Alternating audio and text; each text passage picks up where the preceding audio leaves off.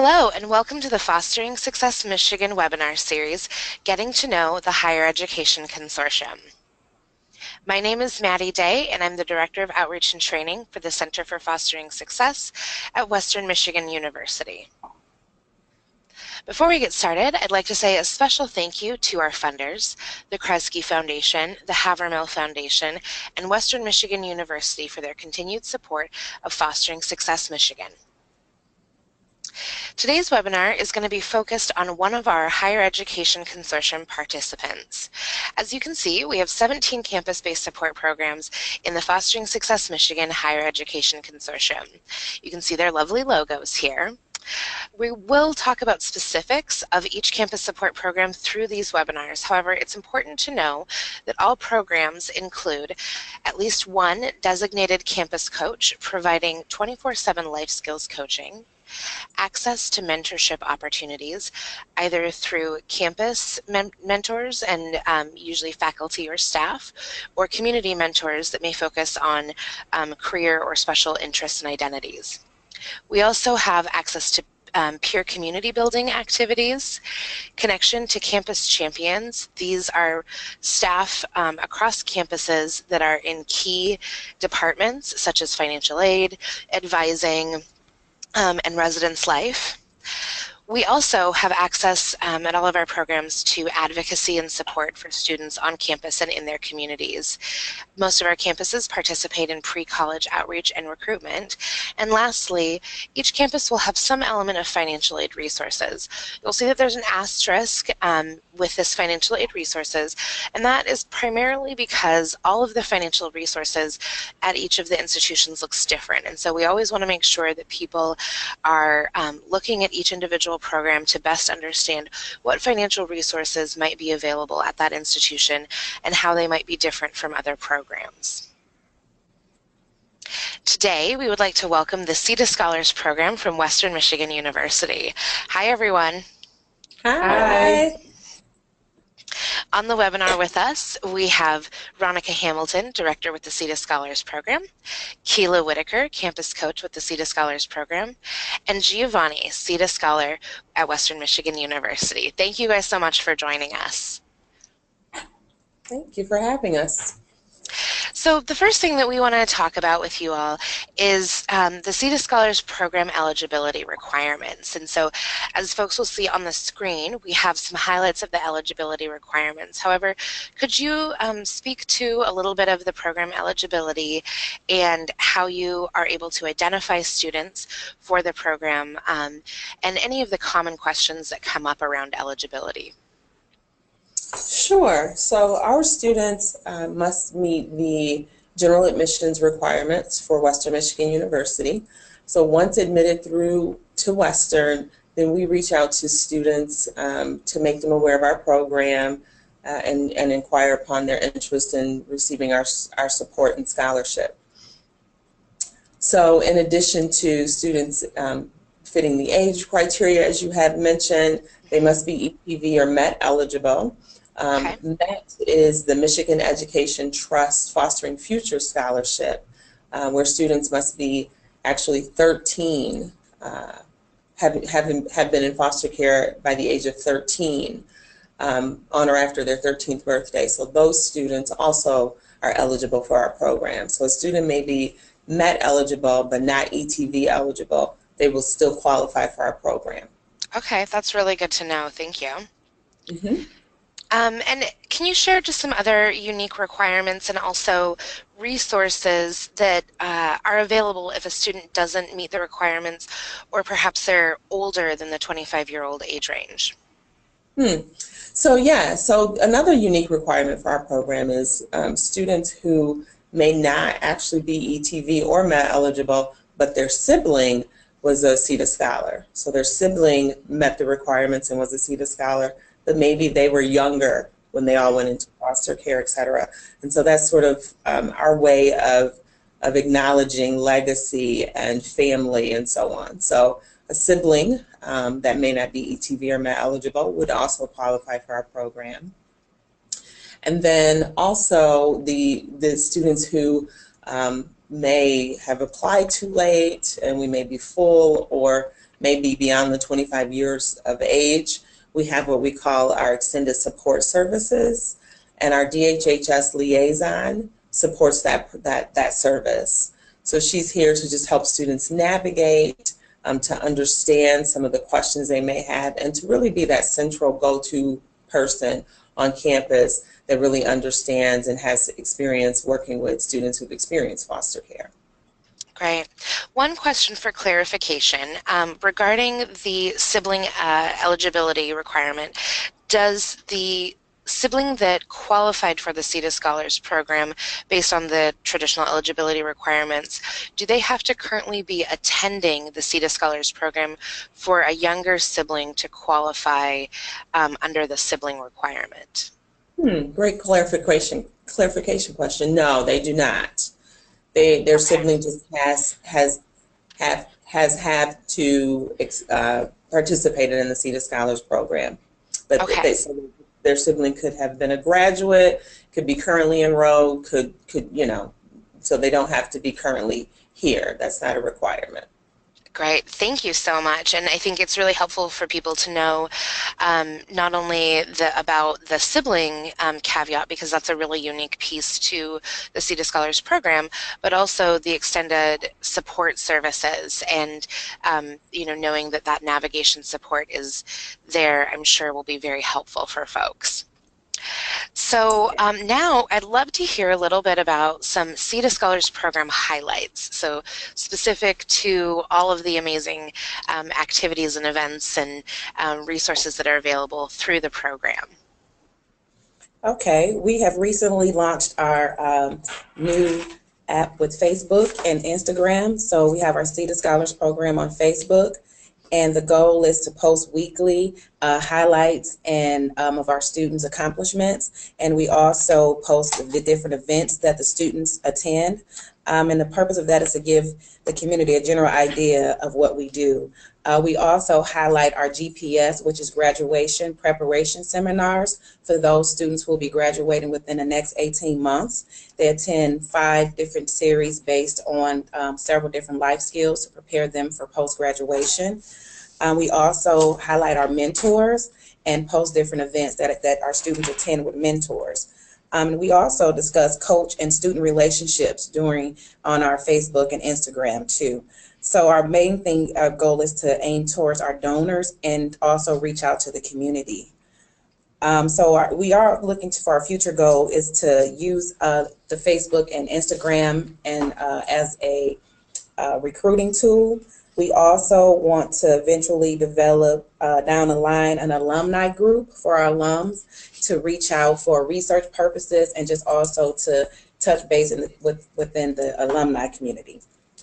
So we also have a private Facebook page for our students only, in which they can connect with one another and find out who their peers are within the program. And they're able to also post different things, such as looking for a perfect roommate, or if they wanted to sell or do furniture, things like that. So we're really doing a good job at that now, and the students are really interested in it, and we have quite a few followers. So we always encourage our community to follow us and look us up on Seita Scholars Program on Facebook and Instagram. Awesome. Thank you so much. Any other highlights that you want to share?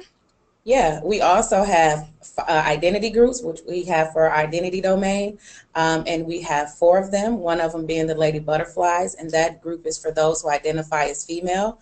And then we have Engaging Men for those who identify as male, and then we have our Parents Future for our parents within our program. And then we also have our community identity group for those who just do different community activities and highlight those as well. And then we have SAFE, so that's the 5th one that we have for those who identify with LGBTQA, and we do conferences each year with that population of our students. So we have thus far we've had our 3rd annual talent show, and we recently had our first international fashion show with our students. And then we also have our annual relationship panel and elegance dinner with our identity groups, which has been a great success for our program. Wow, it sounds like you guys have a ton going on, which I think really highlights, on that first screen when we talked kind of generally about the elements of programming and resource support that all of the campus support programs in the Higher Education Consortium have. There were a couple elements about opportunities for mentorship connection, peer community building, advocacy within the campus and community. And, the activities that you mentioned, I think really kind of give life to what those mean and some texture of what students can look forward to being involved in when they become a Seita Scholar. I just wanted to highlight a couple things. One, it sounds like social media, that you have some open groups. So if students or supportive adults or professionals are interested in learning more about the program, or maybe kind of seeing the program maybe in real time in a way, that they can go and they can find you on social media. Is that correct? That's correct. And what would be the handles on Facebook and Twitter? For Or Facebook, Instagram, yeah. We have Seita Scholars Program. Okay. And that will be for both. Twitter isn't up just yet. We are in the process of getting that up and going. Okay, great. So people can find all the great highlights of what's going on Facebook and Instagram. And that sounds like a really great way for, the larger community to kind of get a feel of what it's like, a day in the life of a Seita Scholar. The other thing that I wanted to ask about, you mentioned kind of some connecting with mentors and highlighting that. And can you share a little bit about your mentorship program? That's one piece that we are asking the programs to kind of tell a little bit about, because it looks different with every program. So this year, we've always had a career mentoring program, so that continues. This year, we're layering it a little bit. So we're starting out with a peer mentoring program. So we have 4 of our student leaders who will be peer mentors to the incoming students. Then the following year, we will have Seita Scholars, the following group of students, so sophomores and probably juniors, we will have Seita Scholars who have graduated that are still in the area that are interested in mentoring Seita Scholars. So it'll be a Seita Scholar mentor that has graduated. And Awesome. then the juniors and seniors will be eligible for career mentors. And so the career mentoring is really what we're looking to expand that to, is something that is more job shadowing, hands-on, but also somebody who is, a part of your network of support. So supporting you through the rest of your college journey, through completion.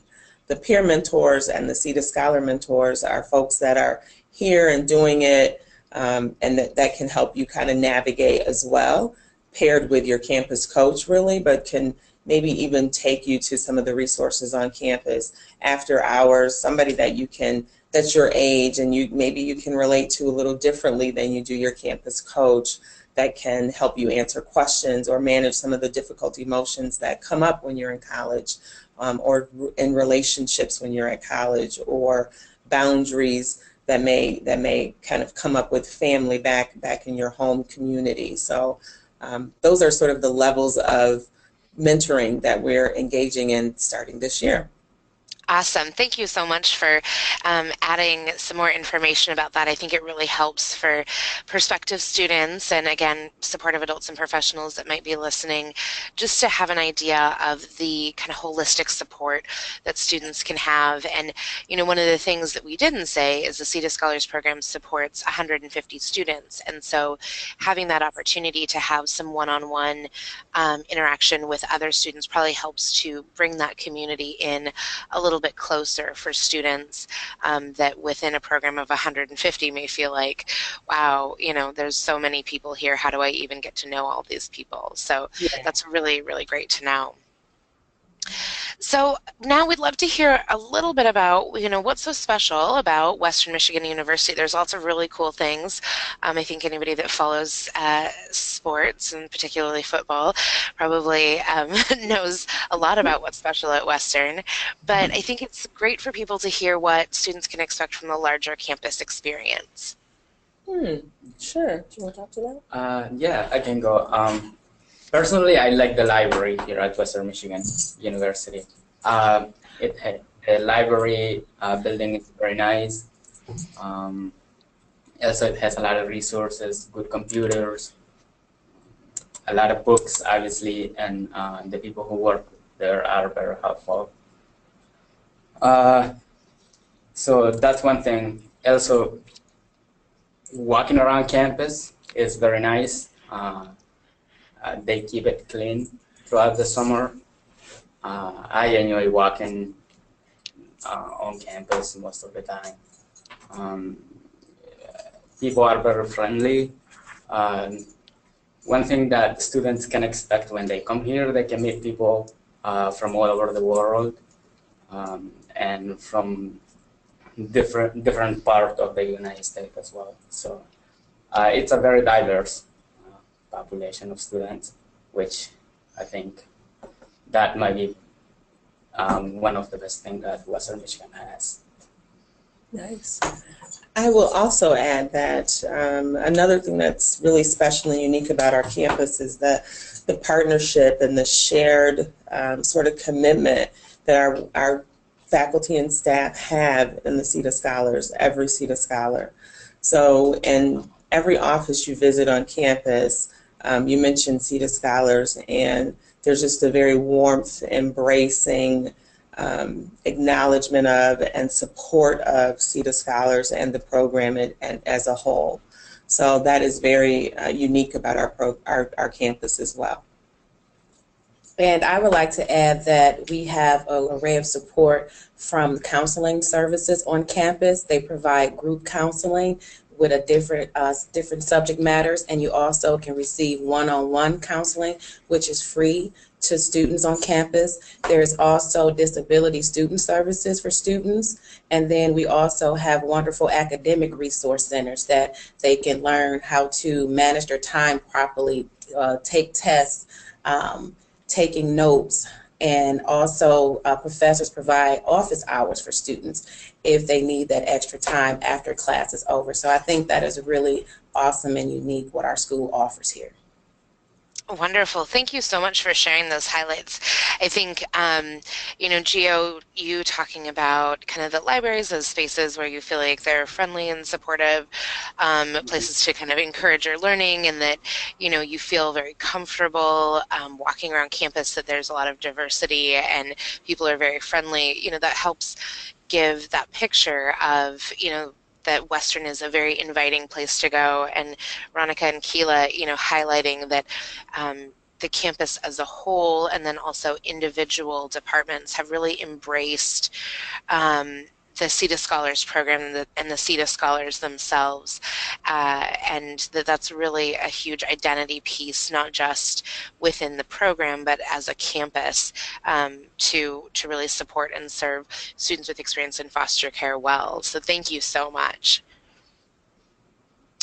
So let's dive into tuition fees and cost of attendance. This is something that can be, a little tricky for people to kind of get your head around. And of course, with the Seita Scholars Program having one of the more significant scholarship supports, I think it's really helpful for students to understand what students can expect within a scholarship from the Seita Scholars Program from Western, and then what they can expect as far as out-of-pocket costs, fees, and what support there might be to help them graduate with low or no debt, as that's really one of the commitments that we see kind of commonly across all of our campus-based support programs. Mm-hmm. Yeah, so our scholarship has changed effective the 2016-17 school year. And so it is a flat rate scholarship now. So students receive $5,000 for fall semester toward the cost of attendance, $5,000 for spring semester, and $1,700 for summer 1 session and for summer 2 session. So that was a shift from a full tuition scholarship. Okay. So we still, however, it's still a nice chunk coupled with ETV and MET. ETV is $2,250 for fall semester and $2,250 for spring semester. And then MET for both of those semesters is $1,500. And so that's still about 40% In addition to that, most of our students are eligible for the full Pell Grant, which is a little over $2,900 for fall semester and for spring semester. When our students come in, first-year students get some additional WMU grant monies to help offset some of those one-time costs your first semester. And so all of that really covers about 45% of the cost of attendance. And so above and beyond that, some students have saved money to bring in to help with the cost of attendance, which keeps their student loan debt to zero. Some students also get additional scholarships, and I'll let Keela speak to some of those other scholarships that students apply for and have been very successful at getting. And then some students do have to take out some student loan debts. But to kind of help address really managing that financial package, we have a retired certified public accountant who volunteers her time with us twice a week, and we require our first-year students to meet with her to get a budget, to understand the cost of going to college a little better. And in addition to that, any of our students who request sort of emergency loan monies from us, we require them to also meet with her to say, what happened that I wasn't prepared for this emergency, and how can I plan ahead and better prepare for emergencies like this or emergencies in the future. So she's been very, very helpful to working with our students. Keela, did you want to talk about the other?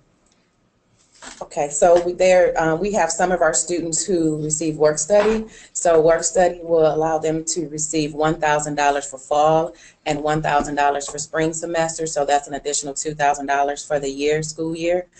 We also have incentives for our students for their academics. So if they earn between a 3.0 and a 3.4, that's $250. And then for those earning 3.5s or higher, that's $500. And then there are also some additional scholarships that are out there that some of our nursing students apply for the nursing program that can be up to $1,000 per semester. And then we have another scholarship from Norsoro, and that can be up to $10,000. And we've actually had one of our students to receive $10,000, but one of our other students for the last 4 semesters has been receiving $1,000 for fall and $1,000 for spring. And that scholarship has also paid her summer rent through the Norsoro scholarship. So they've been doing a really good job. And then we encourage our students to research and find as many scholarships as they can. And they have been doing so and have been awarded from various different other scholarships opportunities out there for them. Great. I think it's really helpful for folks to understand, especially with the shift to the flat rate scholarship, kind of the full cost of attendance. Often, we talk about tuition and fees, but we forget that there's also housing and even some specific programs have additional costs, whether it's for equipment or fees or whatnot, and of course meal plans, all of those things, transportation, go into cost of attendance, and that can really add up. But when you have what sounds like significant financial resources through the Seita Scholars Program, but also through Western, it really makes sort of this low debt or no debt very possible. And it sounds like you all have a lot of support built in the program to help students kind of manage those financial decisions that maybe they're managing for the first time. Yes. One just highlight, you mentioned briefly that there are emergency loans, and are those available through the program or are those available through the university? Yeah, so those funds are available through the program. Students work with their campus coach to kind of process and plan, again, what were the gaps, how to avoid those gaps.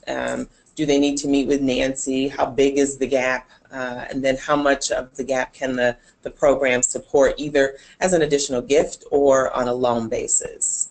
Okay. And those funds are donated to us by donors throughout the community and the university community. So they're personal contributions. Okay, From, great. yeah.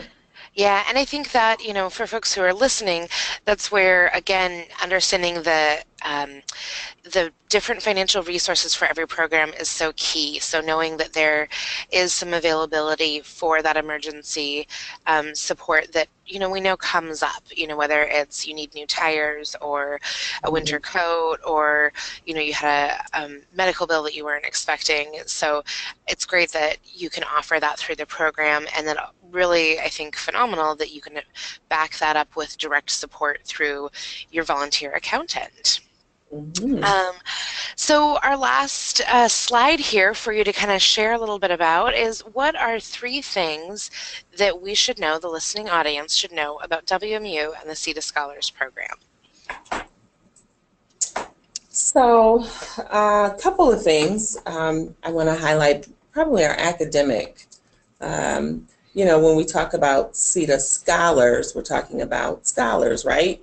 And so we have had 3 of our students over the course of the last 8 or 9 years be honored as presidential scholars, which is the highest ranking honor at the university. And so that is something that we're very, very proud of. Another thing is that this past school year, we had 54 students on the dean's list. So Wow. students really are, you know, they take that word scholar pretty seriously, and they are really working hard to achieve and to move toward graduation and to graduate. Another thing is that we actually have graduated over 100 students as a result of this past school year. So we have about 112 students that have graduated to date. And so that's something that we're really proud of. That's awesome. Thank you guys so much. Are there other highlights that you'd like to share? We've recently celebrated, and one of our alums is a doctor. We have our first MD. Wow. So we're excited about it. It's always good to have a doctor in the house. That's always Yes. nice. Yeah. Go ahead, And Tim. Gio, any last thoughts from you? One of the highlights. Oh, in regards to the Seita Scholar, I have noticed it recently. Well, the community is behind the program. They donate like welcome packs for the fall semester when the students come. Also, just like guidance for students as well. And here at the Seita Scholar, you can find a community as a student. So I have a lot of friends who are Seita Scholar.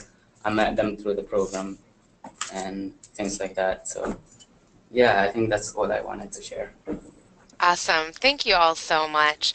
You know, I think hearing about the academic success that students are having definitely is so important, just to kind of underscore that it really is working. You know, students really are succeeding and graduating, and that all of the support that you guys offer really, you know, is excelling students towards success. I mean, 54 students on the dean's list last year is pretty incredible. And, you know, I think, Gio, I so appreciate you highlighting the investment that the community has in providing some of those kind of more nurturing elements like welcome packs, and just, you know, providing kind of more community-oriented support. And lastly, that, you know, universities, especially four-year universities, can be a very big place, but that there are communities there that are supportive. And it sounds like WMU and the Seita Scholars Program is a place where students really are able to come in, make friends, have strong relationships, and feel like they're part of a community. So thank you all so much for joining us. I think this has been a really helpful webinar. Of course, the folks that are listening, I'm sure will have more questions for you all. So we have included your contact information here. We would encourage anybody who has specific questions about the program to contact Ronica or Keela. There's also lots of information on the Western Michigan University website about the Seita Scholars Program, so definitely check that out as well. And we just want to say thank you for taking your time to join us today on this webinar. You all were great and just very informative. The last thing we want to highlight are, of course, some of our FSM resources. We have, you can see the shot here of it, our FSM Higher Education Resource Guide that's available on the FosteringSuccessMichigan.com website. You can learn more about the Seita Scholars Program and all of the other FSM Higher Education Consortium programs on the Fostering Success Michigan website. The link is right there. And of course, you can follow the Higher Education Consortium also on Facebook. So see what's going on at all the different programs. And as I mentioned, the Seita Scholars Program website, and of course, Keela mentioned that Seita Scholars is on Facebook and on Instagram, so find them there, follow along, and if you have any questions about the Seita Scholars Program or WMU, we encourage you to reach out to Ronica and Keela. Thank you all so much for joining us today, and we look forward to our next webinar. Thank you. Thank you. Thank you.